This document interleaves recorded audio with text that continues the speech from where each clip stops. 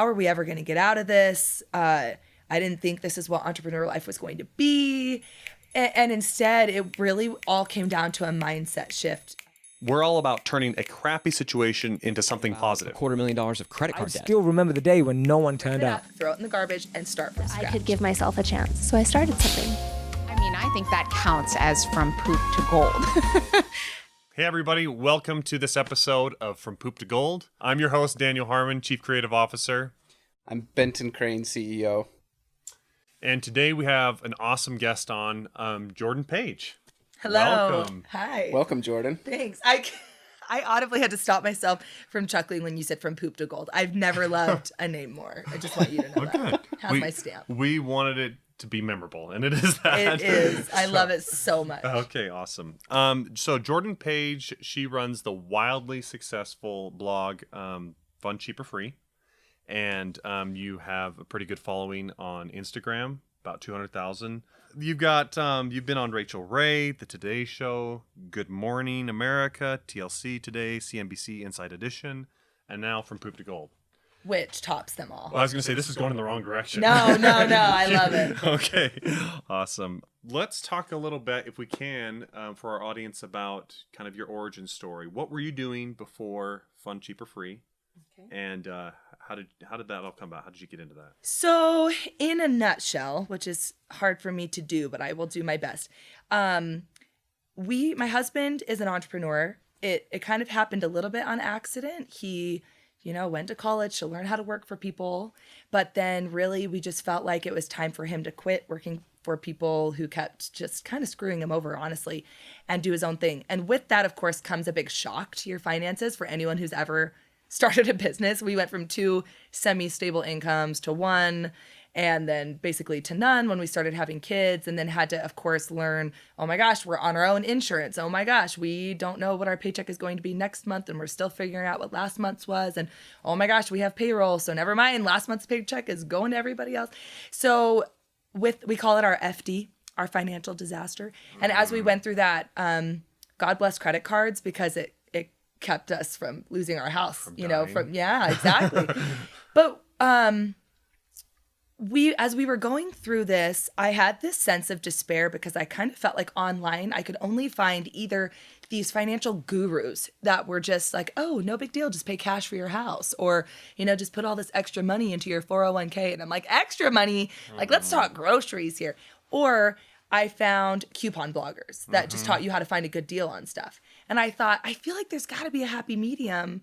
There's got to be a way that that I don't have to use that coupon in order to be quote unquote frugal or good with my money, but also like I need some realistic everyday finance tips here.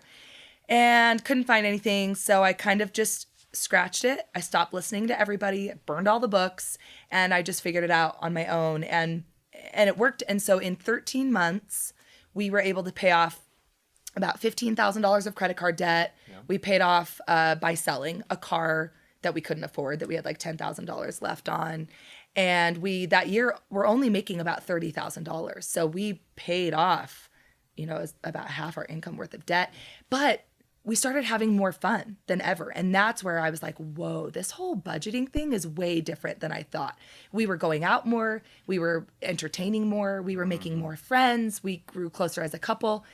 So I started a blog to kind of just share the fun, cheaper, free things we were finding to do in and around Utah. And I realized that while it was cool to tell people about a free concert in the park or a free movie night here, that really it was when I chimed in with super hard conversations that I was fine having online. Like, my husband and I fought about money last night. Here's what we fought about, and here's how to fix it and how we'll never fight about it again. Or here's how much we pay for babysitting. Or here's how much we pay for groceries for a family of our size.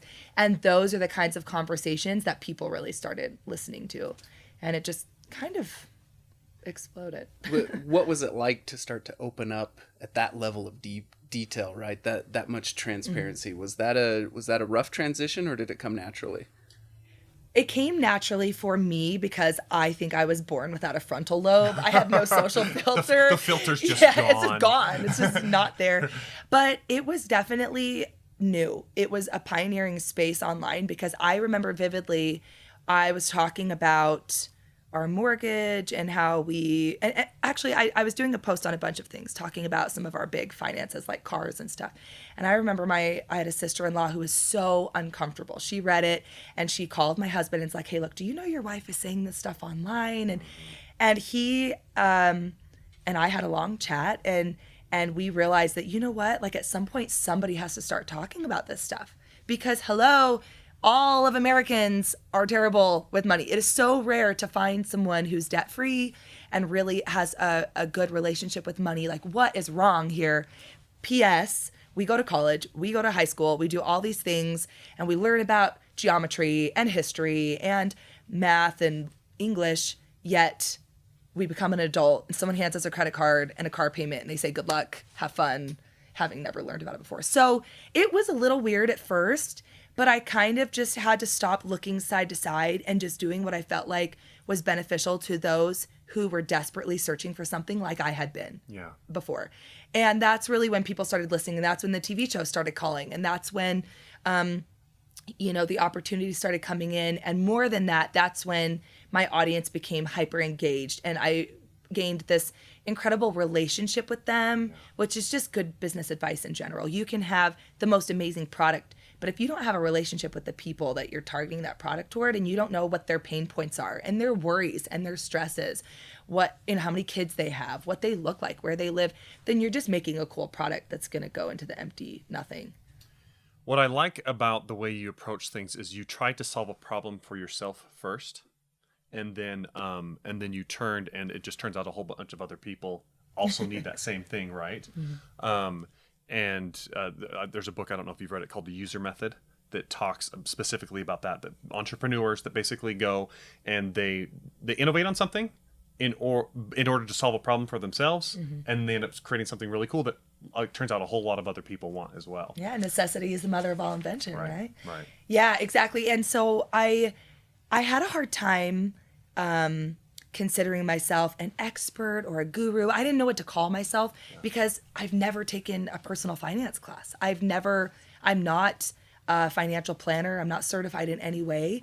But then I realized, I think that's why this crowd and I get along so well and why this is working. Because they can go to the financial experts that are out there that do have all the letters behind their names. They can go find them. It's there.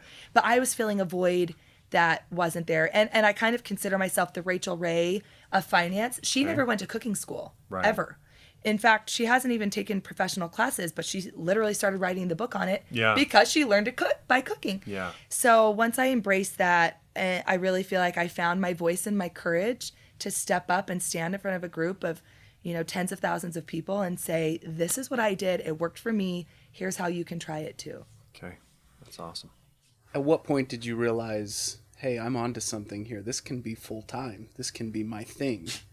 Well, in 2011 is when I started my blog, and it was strictly a hobby blog. The only reason I started it is because our family blog back in the day when people had those. Yeah. Remember those cute little blog readers? Oh, it was such an innocent time. I miss it. When the interwebs favored you.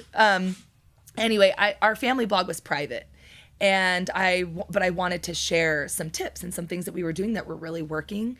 So I just opened up a blog spot, just basically a family blog that wasn't private, and just started kind of rambling. And so after a year and a half of doing this, quote unquote, as a hobby, yet I would stay up late at night to do it. And I kind of set these deadlines for myself. And I really wanted to get, 5 posts out a week if I could. And I was taking pictures of all the food I was making with my awful, terrible phone camera that 10 years ago was not even worth taking pictures. But anyway, my husband found this crazy little thing called Google Analytics.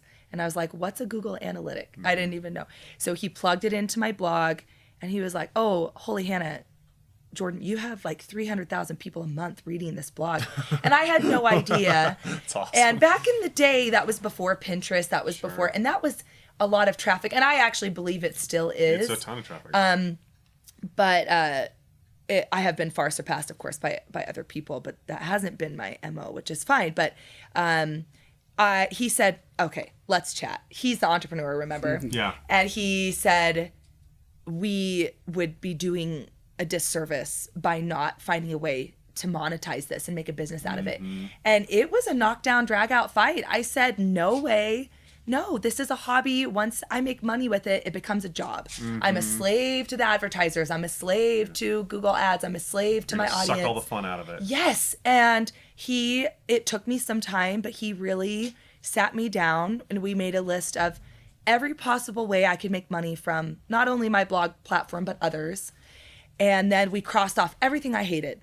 I hate doing sponsored content. I just hate it. And we started crossing things off and we narrowed it in. And then we circled 3 or 4 things that I would just love to do. And I would do them for free, but how cool if I made money doing it. Yeah. TV was one of them. A book deal was one of them. Programs, and then live events. Those were really the things that like got me excited. Okay. And that's where the catalyst and the shift happened, where I started treating it like a hobby that I still love, not going to dilute my message, but it's perfectly fine. And as a result, we've built this 7-figure business without giving up any quality, I believe, without ever diluting the true message, without even making, like, most of the content is still free to my audience. We just found a way to make the advertisers pay more on our blog ads, or little things that didn't affect my audience at all. And in fact, only enhanced my ability to give them what they wanted. And that's when the magic started happening. So for those listening who have this hobby and you feel like you're selling out, that's not the case. It doesn't have to be the case for sure. It's awesome. So this show's called Poop to Gold. As it should be. Yes. Tell us about a situation that was really crappy. You took a rough situation and turned it into something special. I guess you could even go as far back as saying just our FD, our financial disaster in the first place. It was really hard to look in the mirror and say, wow, I never thought the Pages would be the ones living off of credit cards, stuck in a 2-bedroom townhome across the street from a strip club, literally. That, like, how are we ever going to get out of this? I didn't think this is what entrepreneur life was going to be. And instead, it really all came down to a mindset shift for us, and saying, okay, we can't blame this on anything. This was a choice we made. So how can we elevate this? So, and by doing that, it was almost like taking the crap and literally putting it online and sharing with people what we were going through and how we were trying to overcome it. And it turned to gold because, again, likes attract, and I think people like to relate to things. So that's one. Also, failing on something is really hard, but it also feels really good to cross something off the list. Don't you think, to be like, what? At least we tried it. And that was a miserable failure. For example, a couple years ago, I invented this. So I've got 6 kids. Had them. So do I. Yeah, crazy town. Yeah. You're insane like I am. But we had ours within 8 years. Yeah, exactly. Again, remember that no frontal lobe thing? Yeah, I think that plays in here. No, I love it. I love it more than anything. But we had ours within 8 years. So they're all like a year and a half apart. They're really close. So at one point, I invented this nursing cover. Totally random than the whole fun, cheaper, free, budget, frugal thing. But it was something that totally saved my life with kids. And it was something that wasn't out on the market. And I even was able to get a patent on it.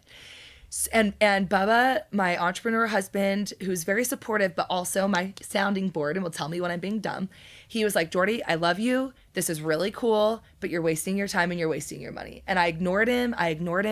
And he just said, you don't have the capital for this. Physical products are a lot. Patents cost a ton. How are you going to sell this? I'm fine. So I did it, and it ended up being a total failure. I hired the wrong guy who made a bunch of mistakes in China. I totally got screwed over. They printed the wrong thing. They shorted me, 200 covers that I ate the cost. I was up till 2 a.m. shipping these covers that I wasn't even proud of, all this stuff. And he was right. And it failed. And I thought, you know what? I learned a ton about physical products. I learned a ton about patents. I learned a ton about importing. I learned all these things. And I now know it is not a fit for what I do. Well, wouldn't you know, fast forward a couple years, and now we still have Fun, Cheaper, Free. And that is the frugal living, budgeting. I have a budgeting program called Budget Bootcamp. But now we've expanded our brand. And now we have a productivity arm where we have productivity programs and courses and events. And then we have a speaking tour. And now we actually are going back to launching a baby brand. that because of the failure that I had a few years ago and everything I learned. Inventory. You know what? Yeah. Are you interested? I got a couple in my truck. I'd be happy to give them to you.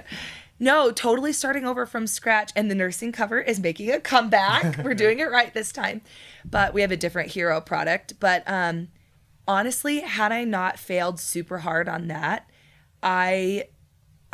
this one is going really well, and I think it's going to be a win in a number of ways because of the crap that I had to trudge through the first time. Where it wouldn't have been otherwise. It wouldn't have been. I would have just pushed through. I would have been limping along with this crappy product, draining all my money and time into it.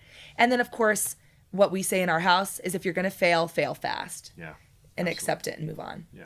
We say the same thing. Let me just say fail fast and fail a lot. Yeah, it's true. Process of elimination really does work. Yeah, no, it does. It's all about the testing. So let's talk a little bit about your creative process. So one of the things I've enjoyed most about your content is what we already talked about, just that transparency and the fact that you show yourself without your makeup. You give people a window into like your process of like your morning routine of like packing to go on a vacation. You had a video on like varicose veins. And showing before and after and going into really detailed kind of stories about that stuff. And it just seems like you said, it's that kind of open transparency there. And I guess what are some other things that you feel like are key to this brand in your creative process? Well, thank you. I take pride in my transparency. It does not work for everyone. A lot of people build a brand on perfection and edited images and perfect products, and good on you. That is great. It's uncomfortable to me. It is exhausting. It honestly, I've tried that, and there's so much angst involved in trying to either pretend to be something I'm not, or to hide the crap in the background when I'm filming a video or whatever. It's just easier. I can just hustle and get more done. It's not me. So a couple of things that we say internally and what I've really drilled into my team is our ultimate goal is B- work. Like we are so solid with that, where we do it and it's done well, but it's more about the content than it is about the package. And just to get it done and just get it out there and get it out there before anybody else, get it out there and do it right and give. So I call my audience Freebs. Right. They're not followers, they're Freebs. They actually named themselves years ago. It doesn't mean anything. It's just what they started nicknaming themselves. And we internally, we call our Freeb Heather. And Heather just represents all of our people. We know what she looks like and what she likes to do and what content she likes. So everything we do is for Heather. And you know what? Heather doesn't care about a perfect package. And if Heather does care about a perfect package, then she becomes like a Tiana and moves on to somebody else's platform. It's just not what we do. So with the creative process, we always keep Heather in mind. And there is no such Heather, by the way. It's total figurative. Sure. No, but I get it. An avatar, if you will. Yeah, it's an avatar. But so we say, just B-, like, let's not get caught up in perfection. You just embrace that as We your embrace brand. it, That's what we're gonna feel. There's always a place for this A type stuff, but that's not us. We're gonna live over here. Yes, Okay, because sometimes it would feel nice to maybe be a little more polished, but it really just isn't what our audience is asking for. So why bother? Right. I'd rather put out more, be able to offer more, and to do it, And granted, we usually actually wait until it's like A or A- work to put it out. We try not to publish the B- stuff, but it happens. But with the creative process, we also, for me, I look out there and I see what everybody else is doing. And then I say, okay, how can we do it totally different? Like, how can we do what nobody else is doing? And in fact, we are this year, we're going to be coming out with some physical products and some additional digital products. And in my focus groups that I do with my Freebs, I gather them together here in Utah and I pick their brains, and then I kind of write down everything they like about what they have already and I'm like, okay, we are not going to build that. How can we make it totally different? And that's what I like. I don't want to compete. I want to fill a void. And that's in the creative process. That's exciting to me. It's fun to try to think of, like with you guys, with your videos and with what you do, you say, okay, there's all these standard infomercials, all these standard videos, the stuffy way of writing a press release. Now, rip it up, throw it in the garbage, and start from scratch. Right. And that we kind of do the same thing. You kind of do that too. That's awesome. you're not the only one running this. You've already made mention of that. Yes. So how big of a team does it take to do what you're doing? So a little different because I've had to do this pretty much by myself while my kids are napping or in the preschool pickup line.